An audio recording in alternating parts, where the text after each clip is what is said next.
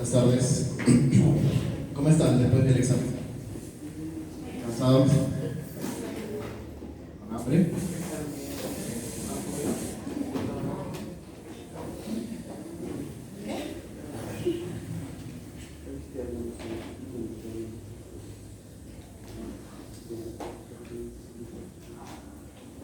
Han salido buenas notas en el examen, ¿no? Ha salido de todo un poco, pero sí ha estado bastante bien las notas. ¿Qué les pareció? ¿Difícil? Sí. ¿Sí? ¿No? No, es muy fácil. ¿Ah? El día de hoy vamos a ver en cuanto al tratamiento quirúrgico de heridas y un poco sobre abscesos. Bueno, ya vi cuál es la clase hace una semana, no espero que la hayan leído a cabalidad, pero de repente la han revisado brevemente. Entonces la idea es ver más que nada la parte práctica, ya cómo aplicamos, digamos, lo que estamos viendo en la teoría, y por eso hay 5 casos que están al final, ¿ya? Entonces, la idea es hacer la teoría lo más rápido posible para resolver los casos, ¿ya? Que es lo más importante, y ahí voy a necesitar su participación, ¿okay? Entonces, comenzamos. Bueno, yo soy el doctor Manuel Román García, especialista en cirugía general, pregrado y posgrado acá de la Universidad Ricardo Palma. ¿Qué vamos a ver? Bueno, vamos a ver un poco de generalidades, tratamiento de las heridas cutáneas, principios básicos de sutura de heridas, algunos tipos de sutura, tiempo de retiro de puntos y, como les comenté, un poco de abscesos, ¿ya? Entonces, definamos un poco las heridas, ¿ya? Específicamente el tipo de heridas que vamos a ver ahora son las heridas abiertas, ¿ok? O sea, son aquellas que tienen una solución de exposición, una solución de continuidad de la piel, ¿ya? Hay diferentes tipos, ¿no? Usualmente pueden deberse a un agente traumático externo, puede ser un golpe, etcétera, un corte, ¿no? Como pueden ver en la mano izquierda hay diferentes tipos, ¿no? Amputación, abrasión, aplastamiento, penetración, etcétera, ¿no? Estas heridas también pueden ser sucios, ¿no? ¿Cuándo son sucias? Cuando macroscópicamente están contaminadas, ¿no? Es decir, hay una perforación de víscera, hay un tejido digitalizado, encontramos cuerpos extraños en las heridas, es decir, restos de asfalto, restos de tierra, ¿no? Etcétera. O también cuando son mordeduras, tanto animales como humanas, ¿no? También se considera heridas sucias, ¿no? Y por último, un tipo de herida importante también que van a ver en su práctica son las heridas quirúrgicas, ¿no? Esas heridas son heridas realizadas intencionalmente, ¿no? Con un propósito quirúrgico, ¿no? Bajo medidas de asepsia y antisepsia. Entonces, estas heridas se van a comportar de manera diferente en cuanto a lo que es los riesgos de infección, los tiempos de curación, ¿no? En cuanto es si vamos a suturarla o no. ¿Ya? Estos tipos de heridas se comportan de manera distinta, ¿ya? Pero antes que veamos eso, vamos a revisar un poco de cómo visualizamos una herida, ¿sí? En pantalla pueden ver una herida cortante, pueden llamarla una laceración, ¿sí? Y recordando un poco la clase de histología, que ustedes creo que llevaron virtual, ¿no? Pero más o menos recordarán las capas de la piel, ¿sí? ¿Alguien se acuerda?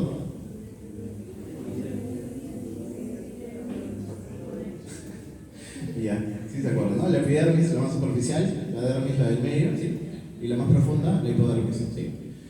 Entonces, ¿cómo distinguimos eso en un corte? ¿No? Histológicamente se ve, ¿no? O sea, es evidente, pero en un corte es un poco más complicado, ¿no? Lo que sí sabemos, por ejemplo, es que lo que está en la piel, eso es definitivamente epidermis, ¿no es cierto? Y ya en el fondo de la herida podemos ver un tejido que aparentemente podría ser un tejido graso, ¿no? Como una grasa, entonces eso probablemente sea la hipodermis. Entonces, ¿cuál es la dermis? Es la pregunta, ¿no? Bueno, la dermis es, digamos, en la línea donde termina el tejido graso, ¿no? Más o menos, si lo fuéramos a delinear, sería ahí aproximadamente. Sería la dermis. Esto es importante porque cuando nosotros damos suturas, ¿no? La capa más resistente de la piel es la dermis, ¿sí? Entonces, cuando nosotros suturemos una herida, ¿no? Debemos procurar agarrar la mayor cantidad de dermis posible para que la sutura tenga una buena fortaleza, digamos, ¿no? Y cumpla el objetivo, ¿no? Listo. Un detalle adicional, ¿no? La piel aproximadamente tiene un grosor de 5 milímetros, ¿sí? Este grosor puede variar entre 2 a 15 milímetros dependiendo de qué tipo de piel sea. Por ejemplo, la piel de la espalda, ¿no? O la piel de las plantas de los pies suele ser una piel más gruesa, ¿no? En comparación con la piel de los párpados, que es una piel más fina, ¿no? Esto es importante a la hora también de suturar, y lo van a ver más adelante. En cuanto a la fisiopatología de la cicatrización, bueno, esto de repente lo han visto ya anteriormente. básicamente hay 4 fases, ¿no? La fase 1 es la hemostasia, la hemostasia donde básicamente va a parar el sangrado, ¿sí? Están ahí involucradas las plaquetas, la vasoconstricción, ¿no? Entre otros factores.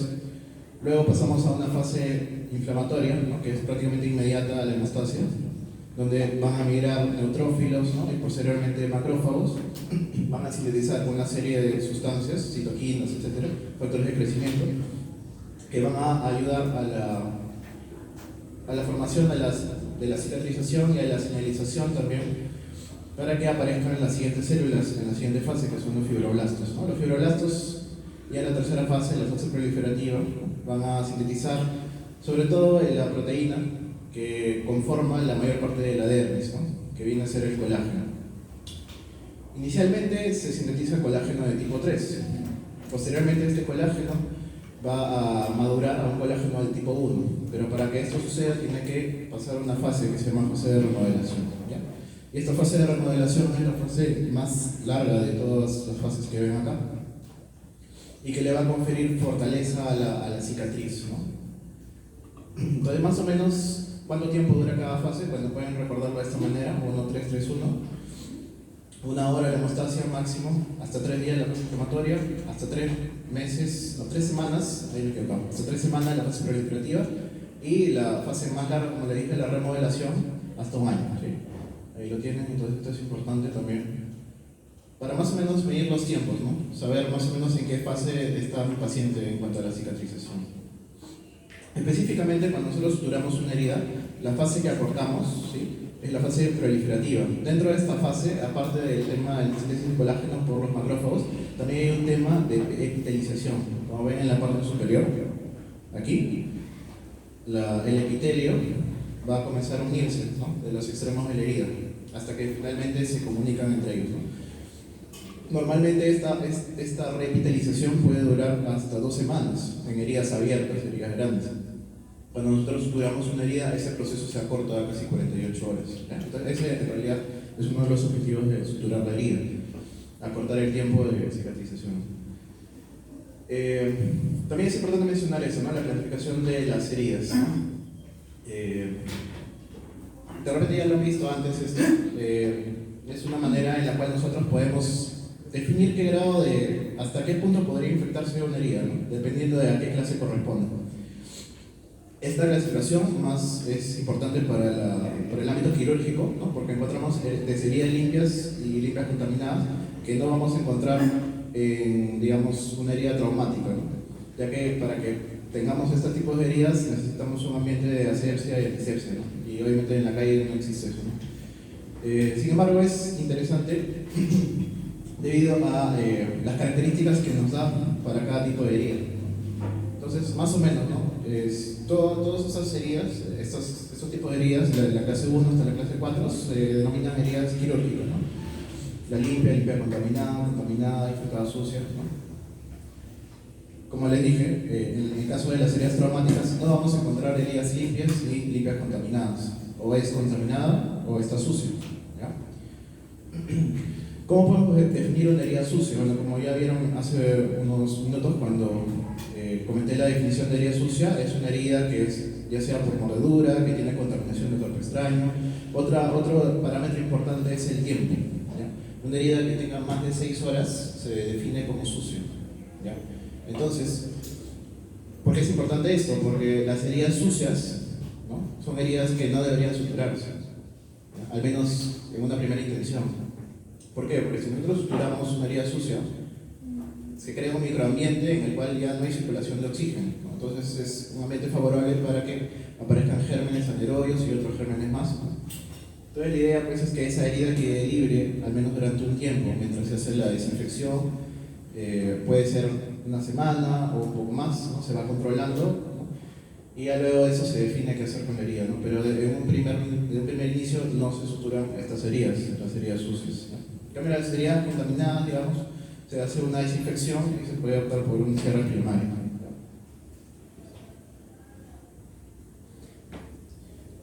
Este cuadro es interesante principalmente porque cuando nosotros tengamos heridas es importante describir la herida, ¿ya? Esto tanto tiene implicancias médico-legales, ¿no?, como también para que nosotros podamos plantear nuestra conducta, ¿no? ¿Qué vamos a hacer? ¿De qué manera vamos a suturar?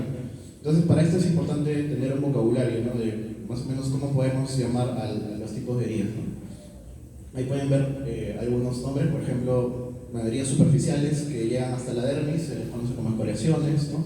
Avulsiones son heridas por arrancamiento, aplastamiento también son un tipo de heridas, heridas por mordeduras, que ya les comenté, las heridas contusocortantes, que básicamente son contusiones que conducen a cortes, ¿no? Como así, usualmente sobre superficies óseas, ¿no? Por ejemplo, en la parte superior, en la frente, tenemos una superficie ósea del hueso frontal, entonces hay un golpe, una contusión acá, podría originar también un corte, ¿no?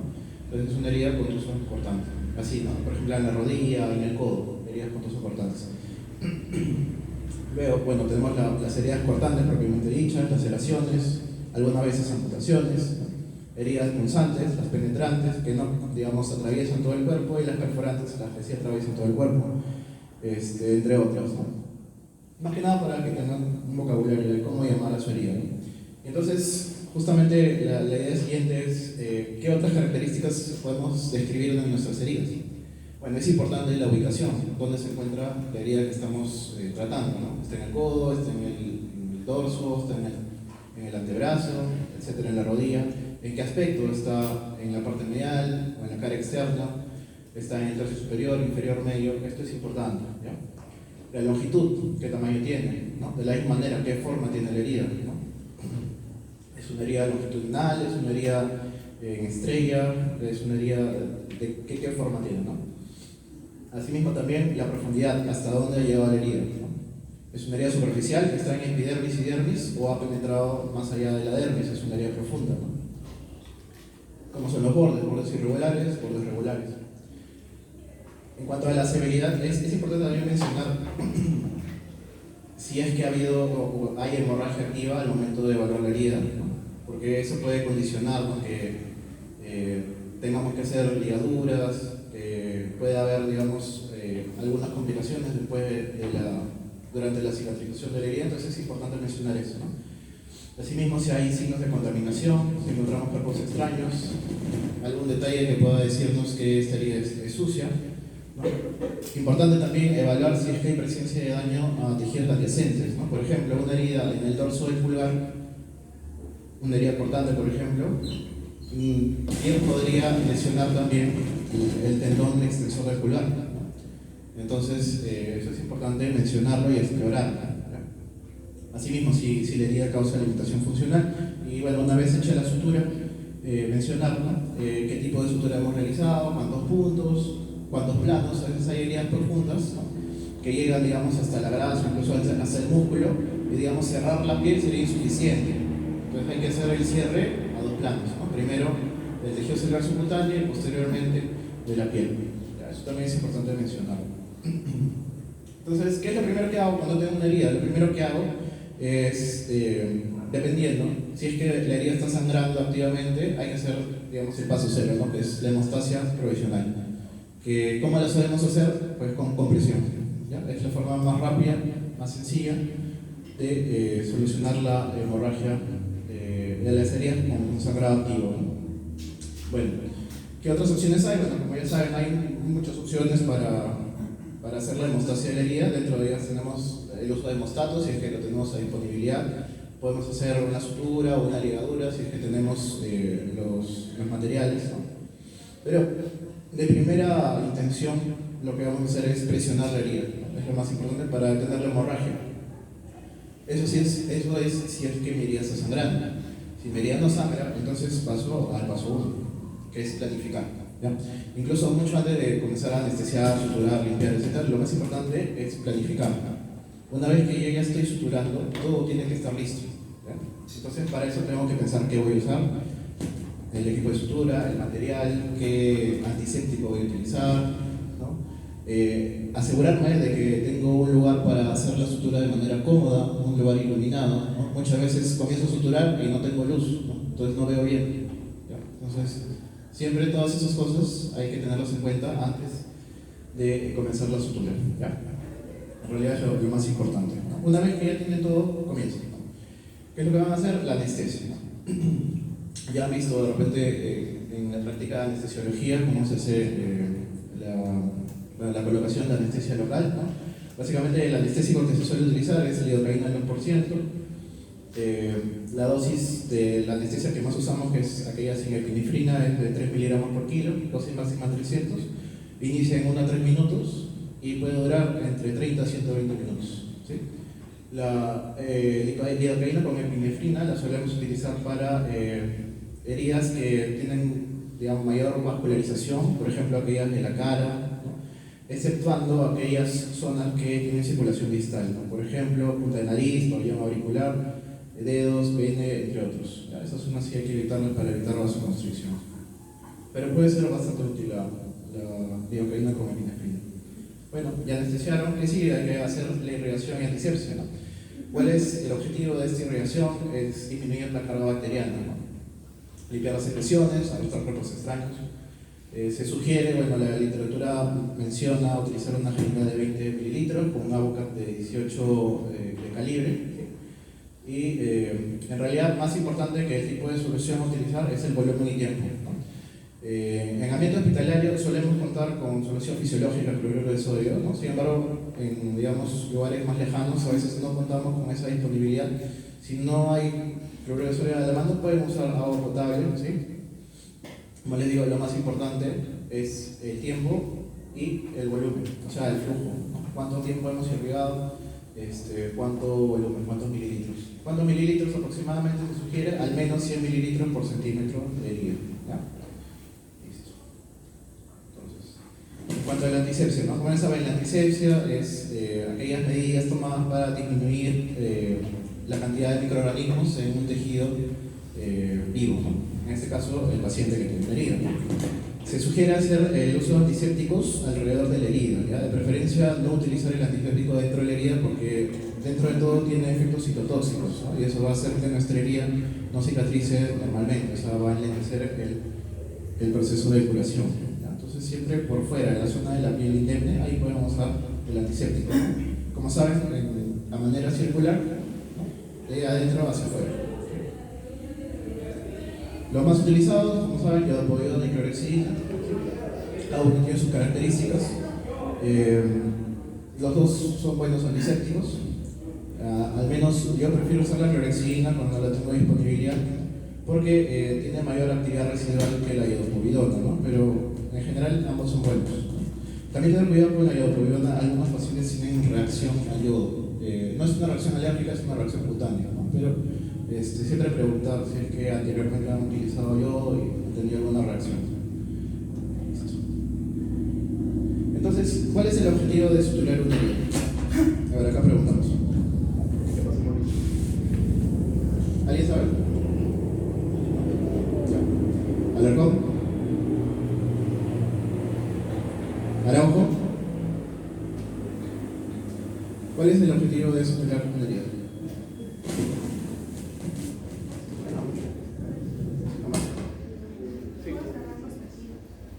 Cerrar los tejidos y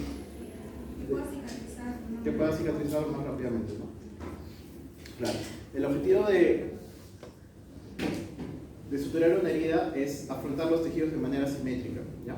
En realidad, digamos, no hay que provocar la isquemia del tejido ni dejar, digamos, la sutura muy floja. Tiene que estar en un punto exacto que aproxime los bordes de la herida. Ese es el objetivo, ¿ya?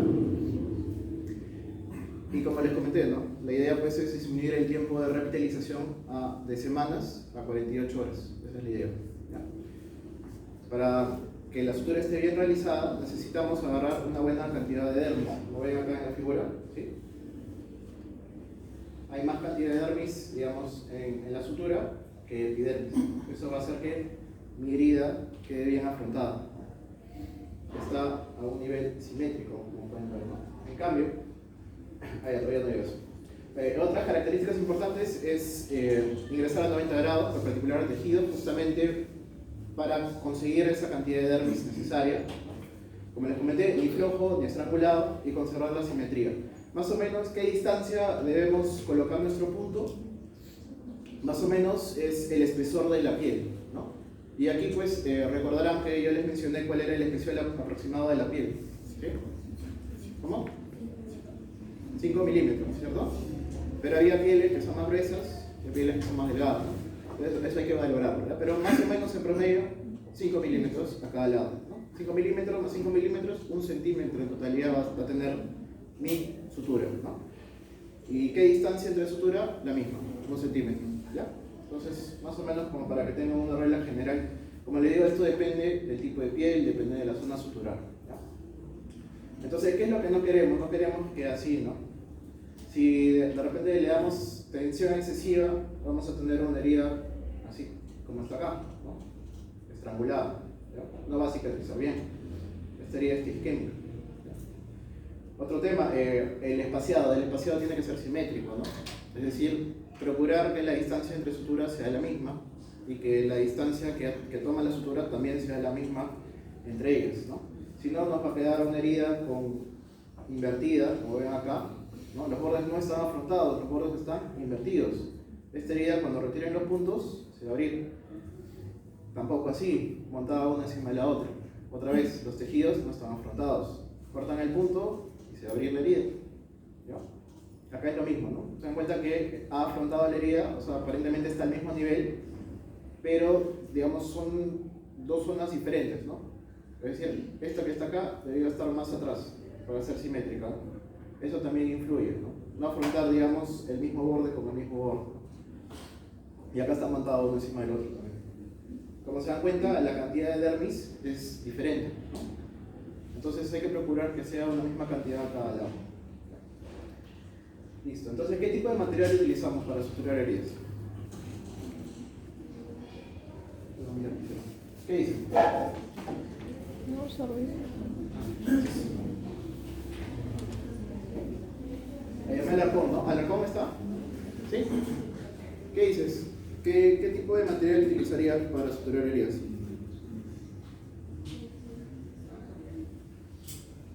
¿Sí? No te escucho.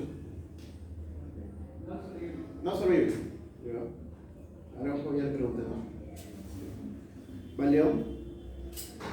¿Qué material utilizarías para suturar heridas? Heridas de piel nylon. Nylon. ¿Qué tipo de sutura es el nylon? No absorbible. Filamento. No, filamento no absorbible. ¿Alguien más tiene otra opinión? ¿O algún otro tipo de sutura que podemos utilizar aquí? En general en heridas. ¿Seda negra? Ya. Si tuvieran que elegir entre seda negra y nylon, ¿cuál elegirían y por qué? Seda. Nylon. Levanta la mano, seda. ¿Quién dice seda? Acá dice, ¿no? Nadie seda, ¿no? Nylon. Nylon. ¿Y por qué seda no? A ver, Carlos Obama. ¿Por qué seda no? Porque es multifilamentosa y puede asociar, la herida, desgarrarla mucho. Así es, ya. Un problema de los multifilamentos es que tiene un efecto de cierre, ¿no? Cuando uno hace tensión, como es un multifilamento, puede cortar el tejido. Ese es uno. Otra cosa más desventaja del multifilamento.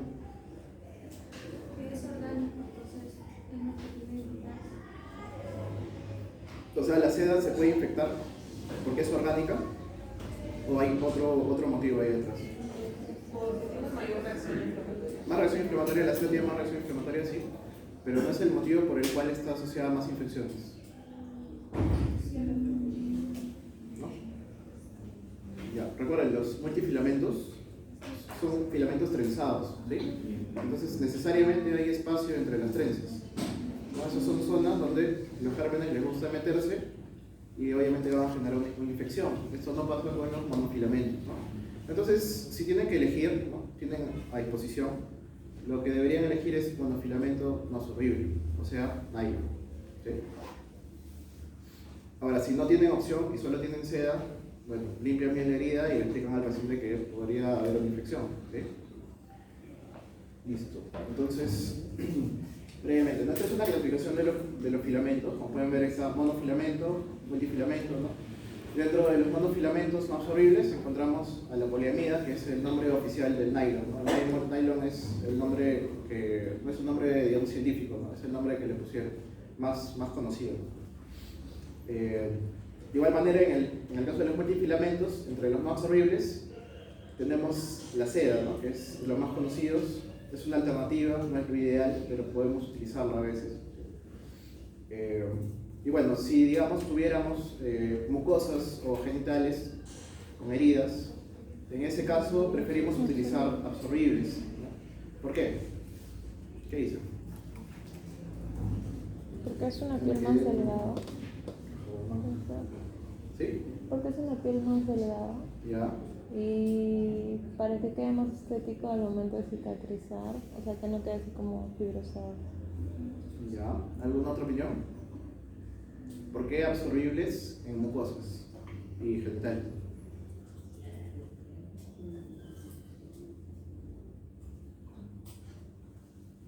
¿No? Ya. ¿Más irrigación? Las mucosas genitales tienen más irrigación sanguínea que la piel. Ya. Entonces, al ponerle uno no absorbible va a ser más. ¿Cómo se dice? Nos usa más los absorbibles porque, por así decirlo, como tienen más irrigación sanguínea, tienden a absorber más el material que esté con el cual estemos suturando. Debería ser. Realmente, cuando hacemos suturas en mucosas y genitales, el problema posterior es el retiro de puntos, ¿no? Porque es incómodo, es difícil. Entonces, optamos por una sutura absorbible, ¿sí? Para justamente evitar este problema, ¿no? Usualmente lo que tenemos a disposición es el catgut crómico. Sin embargo, el catgut sí suele estar asociado a reacción inflamatoria, ¿no? Igual que la seda. Entonces, si tuviéramos opción de repente usar biclí, o incluso más difícil, esto no lo van a encontrar, pero la sutura ideal podría ser el monocril, ¿no? Que es un monofilamento absorbible similar al catgut, ¿no? Pero que es sintético, no es natural como el catgut. Entonces, tiene menor efecto inflamatorio, sería ideal. Pero bueno, podemos usar tanto catgut crómico como biclí, ¿no? Ambos absorbibles. Pero para piel, que es lo más importante, recuerda, nylon. ¿Ya? Para piel, nylon. Si no tienen a nylon, entonces seda, pero principalmente nylon. Ya está. ¿Qué calibre? Bueno, del calibre solemos utilizar un calibre bastante delgado, entre 3 ceros, 5 ceros, hasta 6 ceros, dependiendo del tipo de piel a suturar, ¿no? Sobre todo en cuanto a lo que es el grosor de la piel, ¿sí? Y qué tipo de zona estoy suturando, ¿es una zona con tensión o sin tensión? ¿Ya? Por ejemplo, si yo voy a suturar un codo, que es una zona que tiene movimiento, ¿no? O sea, flexiona y tensiona la herida, entonces voy a preferir un calibre más grueso, ¿sí? De repente no un 6 ceros, pero sí un 3 ceros. ¿Ya?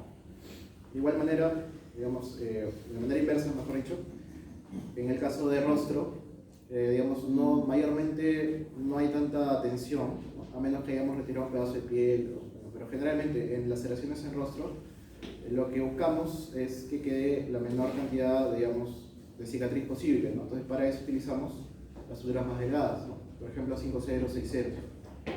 ¿Ya? Ahí está. Pero para piel entre 3 ceros a 6 ceros aproximadamente, ahí, por ahí están nuestro calibre, ¿no? En cuanto a la punta de la aguja, la piel es un tejido duro, usualmente, más en aquellas pieles que son gruesas, por ejemplo la espalda o la planta del pie. Solemos utilizar agujas cortantes, ¿no? Que permitan atravesar el tejido con el menor trauma posible. Listo. Entonces, ¿cuándo no sutura una herida? No sutura una herida cuando la herida está sucia, ¿no? Entonces, a propósito de las heridas sucias, recordemos, Cárdenas, ¿cuáles son los criterios para una herida sucia? ¿A cuál te acuerdas? Hay varios.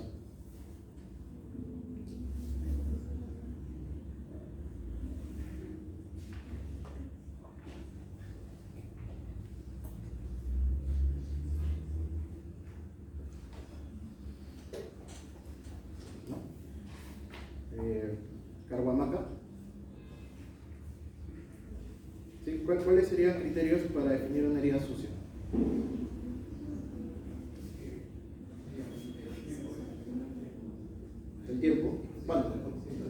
6 horas, más o menos. Más de 6 horas. Herida sucia. ¿Ya? ¿Ok? Ese es un criterio. Chirinos.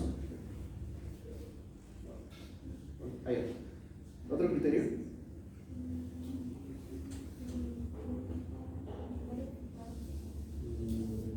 No.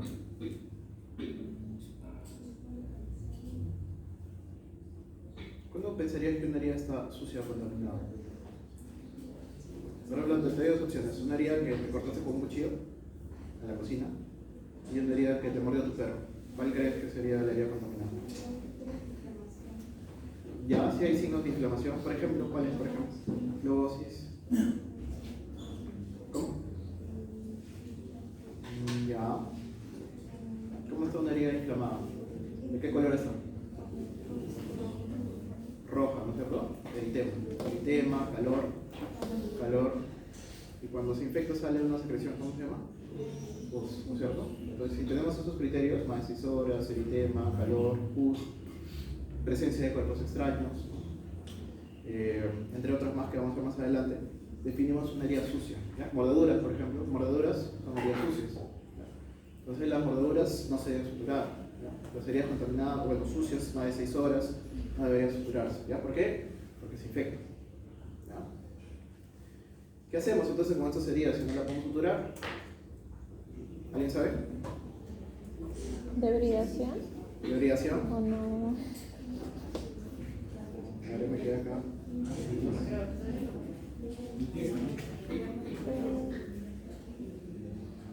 A ver, por el otro lado, Alberti. Alba. ¿Qué podríamos hacer con las heridas contaminadas? Bueno, las heridas sucias, perdón. ¿Las suturarías en algún momento? ¿Nunca? O de repente esperarías un tiempo para suturar. Podrías esperar un tiempo, ¿no es cierto? Claro.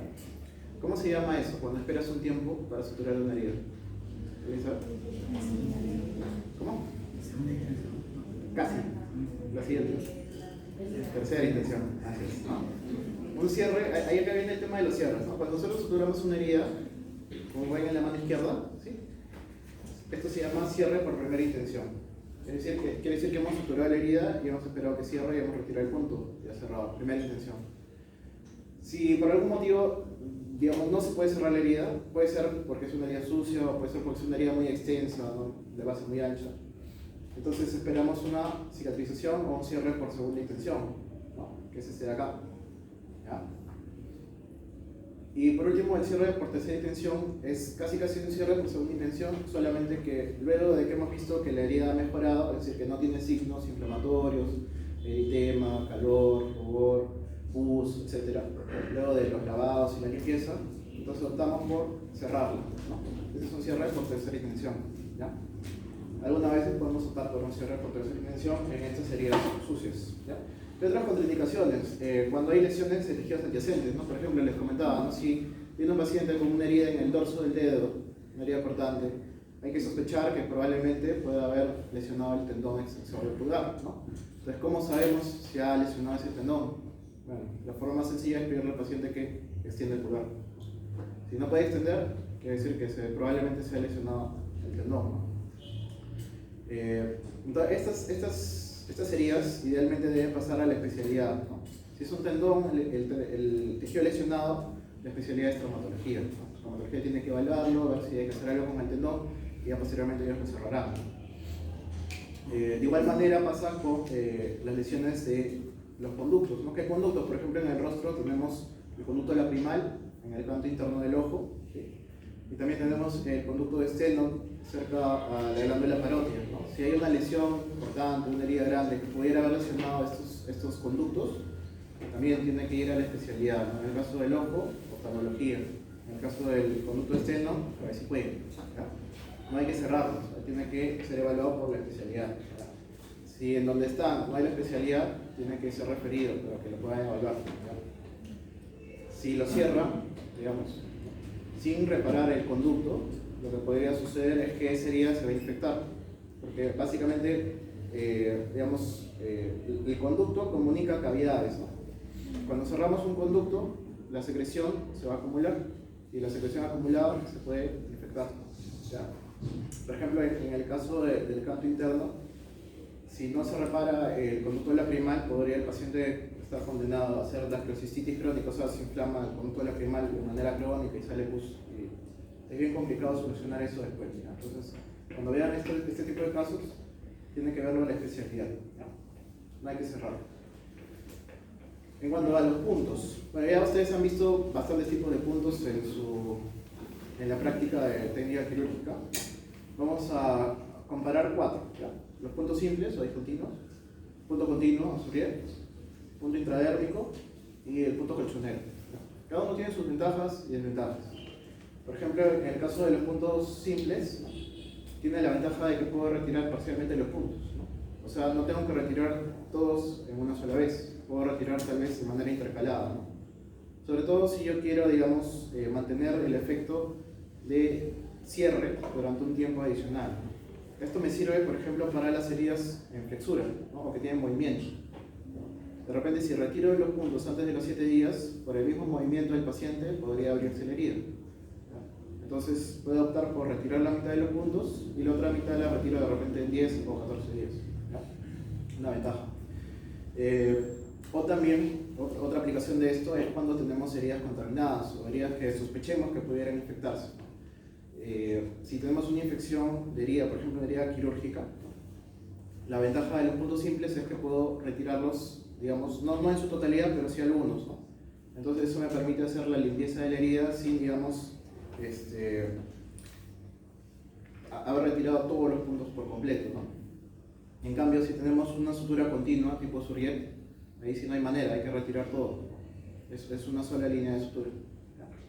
La ventaja del punto Souriet es que el tiempo es más rápido, ¿no? Lo podemos hacer mucho más rápido. No tenemos que estar cortando punto por punto, o sea, literal estamos haciendo una sutura continua. Es mucho más rápido. En cuanto al punto intradérmico, o subdérmico le dicen a veces, ¿no? Bueno, la ventaja es que es más estético, ¿sí? Pero el problema es que lleva mucho tiempo, ¿no? Lleva más tiempo que los otros puntos, tiene dificultad técnica, no es tan fácil. Y si es una herida con tensión, ¿no? Así como, bueno, les he explicado, ¿no? Las zonas de movimiento suelen ser heridas con tensión, pero por ejemplo en rostro, ¿no? Cuando nosotros retiramos una lesión, por decir un lunar o un quiste, etc., esa herida, digamos, en la que ha salido un pedazo de piel, ya se convierte automáticamente también en una herida con tensión, porque hay un defecto de piel, hay algo que está faltando. Si nosotros queremos afrontar esa herida con un intradérmico, podría ser que el intradérmico sea insuficiente para mantener afrontados los bordes durante el tiempo que lo vamos a dejar, ¿ya? Entonces, tener en cuenta eso también, ¿ya? Punto colchonero, muy bueno porque vierte los bordes, ¿no? Favorece la cicatrización, el afrontamiento, ¿sí? Resiste la tensión un poco más que el punto simple. Desventaja, demora un poco más que el punto simple, ¿no? Porque básicamente son 2 puntos en uno. Y el otro tema es que tiene riesgo de isquemia, ¿no? Porque tiene tendencia a estrangular los tejidos, ¿no? Ahí está, nuestro punto simple, punto continuo, subdérmico, colchoneros, ¿sí? Entonces, ¿cuál es el que vamos a preferir, digamos, dentro de todos? Lo más sencillo, lo más fácil de hacer, lo que tiene más ventaja, los puntos simples. ¿Ya? ¿Cuándo uso antibiótico y cuándo no? Bueno, cuando una herida está contaminada, cuando una herida está sucia, inevitablemente tenemos que usar antibiótico, ¿no?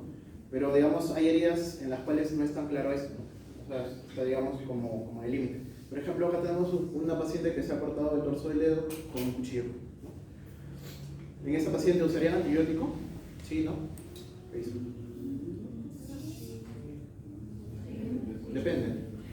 ¿De qué depende? Está cortando su cebolla, está cortando. Se corta carnecita. Se corta carne, sí. Ya. Entonces, hay una serie de criterios importantes a definir, ¿no? Antes de pensar en usar antibióticos.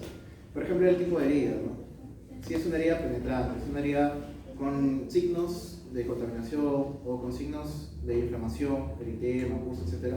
Entonces, evidentemente, tenemos que usar antibiótico, ahí no hay vuelta que darle, ¿no? Otro tema, ¿dónde está la herida, no? Es una herida con alta concentración de gérmenes naturales, de flora, es decir, mucosas, genitales, axilas, O tal vez es una herida con tejidos con menos vascularización. ¿Cuáles son los tejidos con menos vascularización? Son las extremidades, ¿ya? Miembro superior y miembro inferior. Entonces hay que considerar eso, ¿no? Luego, el paciente adulto mayor tiene inmunocompromiso, o sea, usa corticoides, VIH, etc. Es diabético, tiene enfermedad vascular. Ya todo esto tenemos que preguntarlo al paciente o conocerlo.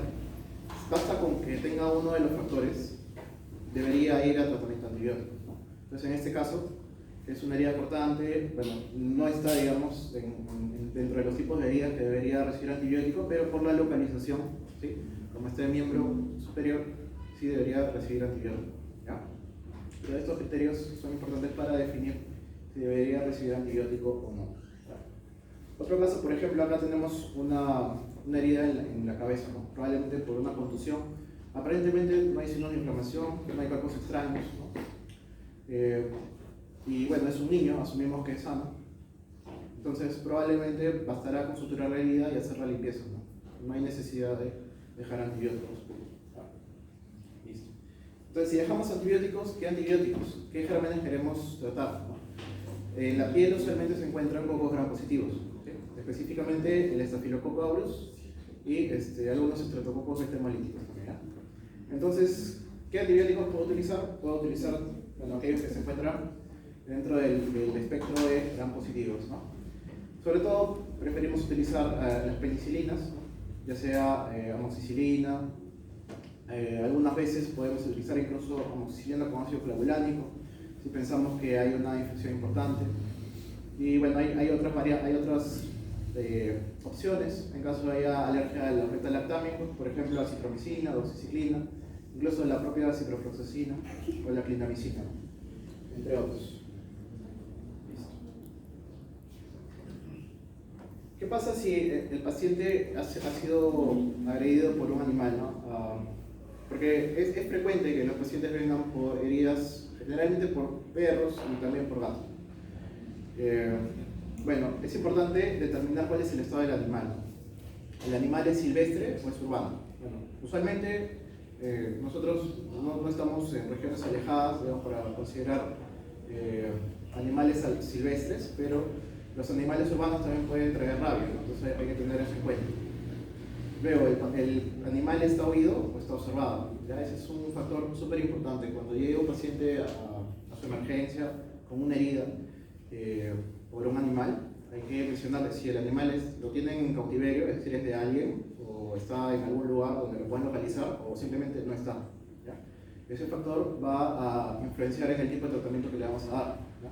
Luego, otra cosa importante es el tipo de exposición, ¿no? Hacer una exposición sin riesgo, o sea, de repente solamente lo ha lamido o ha estado en contacto con secreciones, o más bien hay alguna herida propiamente, ¿no? Ya sea leve o grave. Un detalle importante es que el estado de vacunación del animal no tiene ninguna implicancia para el tratamiento, ¿ya? Muchas veces nosotros preguntamos, ¿no? Si el animal está vacunado o no, o realmente eso no importa, ¿no? No está, digamos, como un criterio para administrar la profilaxis o no, ¿ya? Luego, otro detalle importante es lavar la herida por lo menos 10 minutos, ¿ya? En este caso, sí aconsejan utilizar antiséptico dentro de la herida, porque lo que queremos, en todo caso, es evitar que, si es que hubiera virus de rabia, ingrese, digamos, a los tejidos del paciente, ¿no? Entonces ahí sí vamos a utilizar antiséptico dentro de la herida. Y se contraindica, como ya saben, una mordedura es una herida sucia, ¿no? Entonces no puedo suturarla, ¿ya? Excepto cuando se encuentre en cabeza y cara, ¿ya? O cuando sea una herida muy grande, por ejemplo, más de 5 o 10 centímetros, ¿no? Que va a quedar una herida, una cicatriz demasiado grande, ¿no? En esos casos optamos por puntos de afrontamiento. Los puntos de afrontamiento son puntos que, digamos, quedan flojos, ¿no? No tienen la intención de cerrar herméticamente la herida, sino simplemente de favorecer el afrontamiento, pero al mismo tiempo permitir el drenaje de líquidos que pudieran originarse en la herida, con la finalidad de que no se infecte. Entonces, ¿cómo definimos una exposición leve o una exposición grave? Una exposición leve es una lesión única que no está en cara, cabeza, cuello, genitales, golpejo de manos o pies, ¿no? Estas regiones o son regiones próximas al sistema nervioso, o sea, cabeza y cuello, ¿no? O son regiones con mucha inervación, por ejemplo, genitales y golpejo de manos y pies, ¿no? Entonces, si el paciente tiene una lesión otra zona que no sea esta y es superficial, es una exposición leve. Pero si son lesiones múltiples o profundas en cara, cabeza y cuello, estas zonas que hemos mencionado, entonces ya se considera una exposición grave, un riesgo de rabia, ¿ya? Entonces, es importante acá saber no solamente si la exposición es leve o grave, sino también si el animal está huido. Si la exposición es leve, ¿no? O sea, no es una herida de riesgo, no está indicado ni el uso de vacuna para la rabia, ni tampoco el uso de suero, ¿ya? Solamente hay que controlar el animal y si es que el animal, en caso muriera, por eso es importante controlar al animal. Si el animal muere dentro de los 10 días, entonces hay que iniciar profilaxis, ¿ya? El hecho de que el animal muera quiere decir que probablemente sí está infectado con el virus, ¿ya? Ahora, si es una exposición grave, ahí sí en ese caso van a utilizar vacuna antirrábica durante 2 días, el día 0 y el día 3, ¿ya? Y se evalúa el animal. Si durante los 10 días el animal está sano, se suspende la vacunación, ¿sí? En cambio, si el animal tiene sospecha de rabia o algo está mal con el animal, entonces hay que continuar la profilaxis con vacuna, ¿ya? ¿Y qué pasa si el animal es huido? Si el animal es huido, se considera como si tuviera rabia y hay que iniciar tanto la profilaxis con vacuna como la profilaxis con suero, ¿ya? En cuanto a la profilaxis, hay 2 tipos de inmunización, la activa y la pasiva, ¿no? La activa es la vacuna propiamente, que la que se usa actualmente es la BCC, que es la vacuna de cultivo celular, ¿no? Que justamente tiene 5 dosis y se aplica en el deltoides. Anteriormente se utilizaba la vacuna de cultivo del ratón lactante, así se llama SRL, que se coloca alrededor del ombligo y eran 7 a 14 dosis, ¿no? Eso ya no se hace más, lo que se coloca es la otra vacuna, la de cultivo celular, son 5 dosis.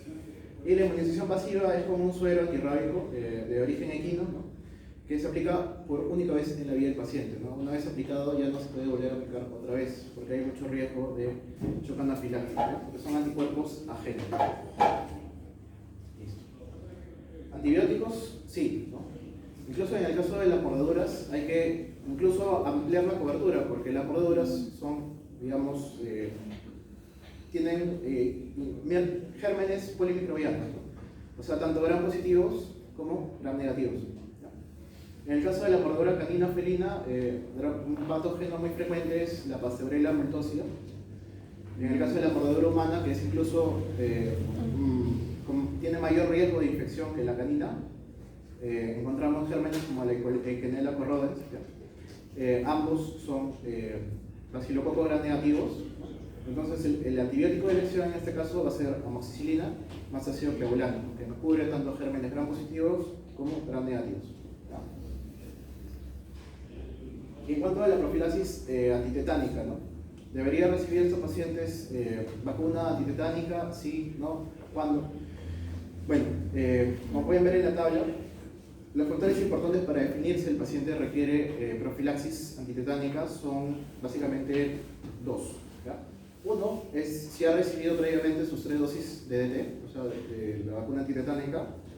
Y 2 es qué tipo de herida es, ¿no? ¿Es una herida limpia, superficial, una herida menor? O todo lo contrario, ¿no? Es una herida sucia, profunda, penetrante, etc.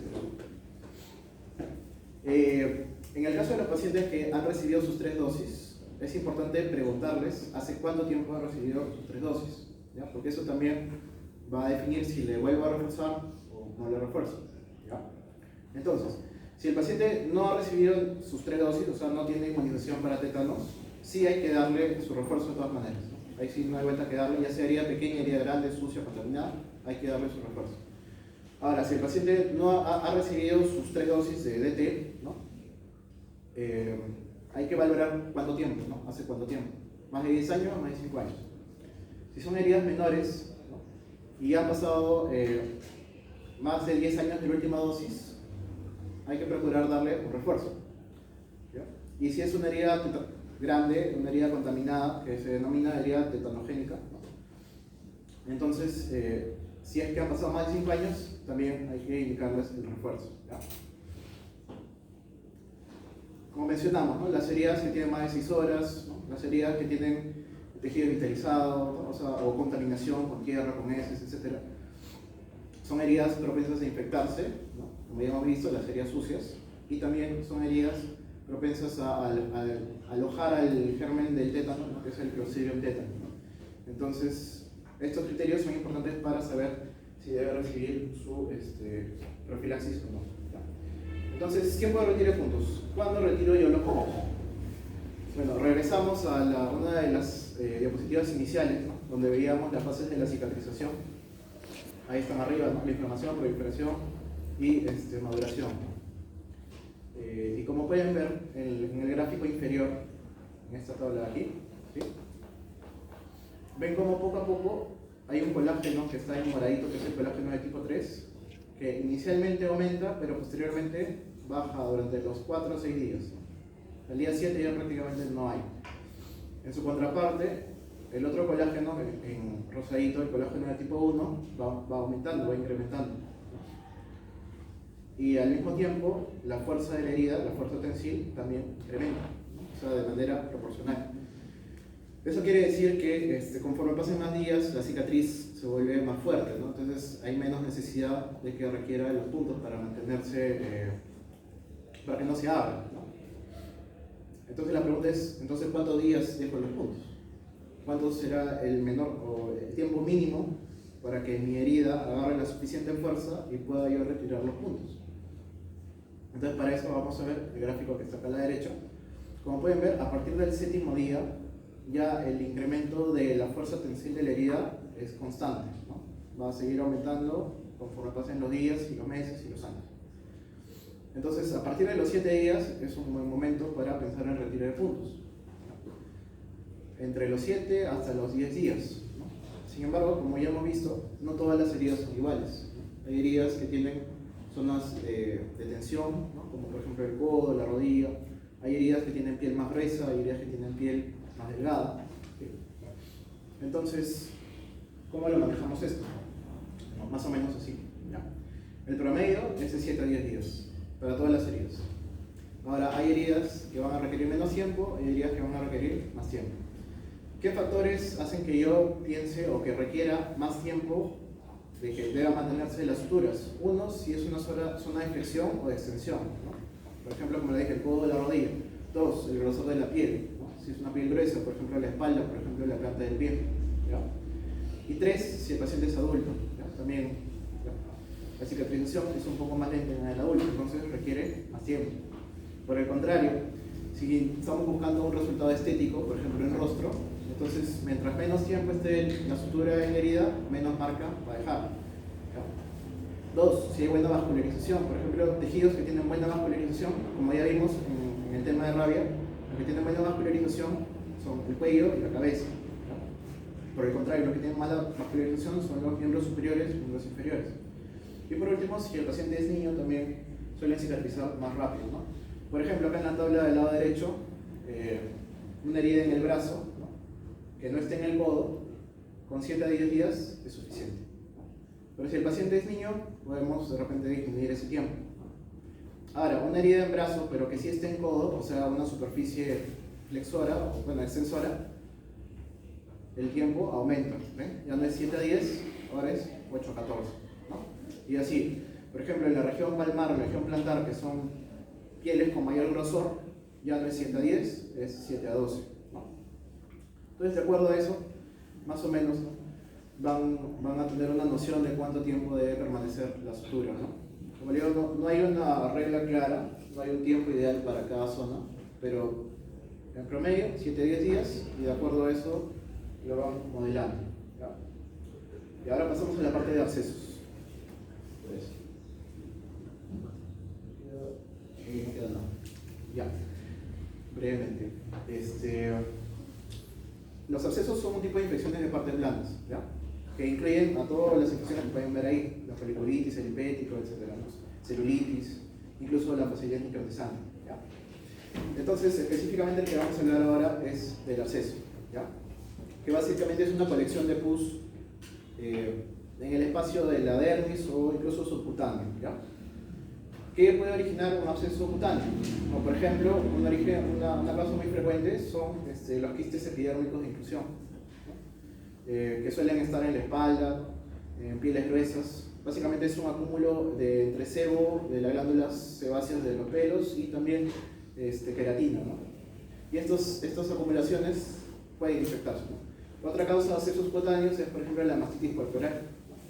Cuando la leche no la sacan en la paciente puérpera, ¿no? Puede ocasionar mastitis, ¿no? Y incluso hay que drenar los abscesos a veces. Otra causa, por ejemplo, son las paroniquias, ¿no? Que son las infecciones que están a los lados de las uñas, digamos, que suelen ocasionarse porque a veces los pellejitos lo sacan y allí se mete un germen y se inflama y comienza a salir pus, es un absceso cutáneo también. Otra causa de abscesos cutáneos son los inyectables también, como ven en la mano derecha. Una causa frecuente de absceso glúteo propiamente es los inyectables, ¿no? Cuando no están bien, los instrumentos no están en condiciones de esterilidad, pueden ocasionar abscesos que requieren tratamiento. Entonces, ¿cuál es, digamos, la frase que tienen que recordar de los abscesos? Es esta acá, no está en latín, dice ubicus y vivacua, eso quiere decir todo absceso debe drenarse, ¿ya? Esa es, digamos, la regla general, ¿no? En el 99% de los casos, el absceso para que mejore tiene que drenarse. Si no lo drenan, no va a mejorar, así le dan antibióticos, lo limpian, etcétera, le pongan hielo, no va a mejorar. El antibiótico no puede penetrar en la totalidad de la pus, ¿ya? La pus tiene un pH muy alcalino y los antibióticos no soportan ese pH, no funciona, tiene que ser drenado, ¿ya? Entonces, tratamiento, incisión más drenaje, ¿no? Incisión, evacuación de la pus, exploración de la cavidad, porque a veces hay tabiques dentro del absceso, ¿no? Y la herida tiene que quedar abierta, es una herida sucia, es una herida infectada, no podemos suturarla, se va a volver a llenar de pus. Tiene que quedar abierta, incluso algunos optan por colocar un drenaje. ¿Cuándo? Le indico antibiótico. No en todos los casos, sobre todo en estos de acá. Cuando el paciente tiene signos sistémicos, o sea, no solamente tiene el absceso, tiene fiebre, ¿no? Tiene malestar general, tiene taquicardia, ¿no? Entonces no es un absceso simplemente, ¿no? Probablemente ese absceso está provocando una reacción sistémica, una sepsis, ¿ya? Entonces, ¿qué más? Si el absceso tiene más de 5 centímetros, es un absceso grande, o hay abscesos múltiples, son varios, ¿no? O no ha respondido adecuadamente a mi incisión más drenaje, o un paciente con inmunosupresión. También, ¿no? Como les comenté, es importante evaluar el grado de severidad, ¿no? Si es un absceso leve, básicamente es incisión más drenaje. Un absceso leve es un absceso que no tiene signos sistémicos, o sea, es un absceso y nada más.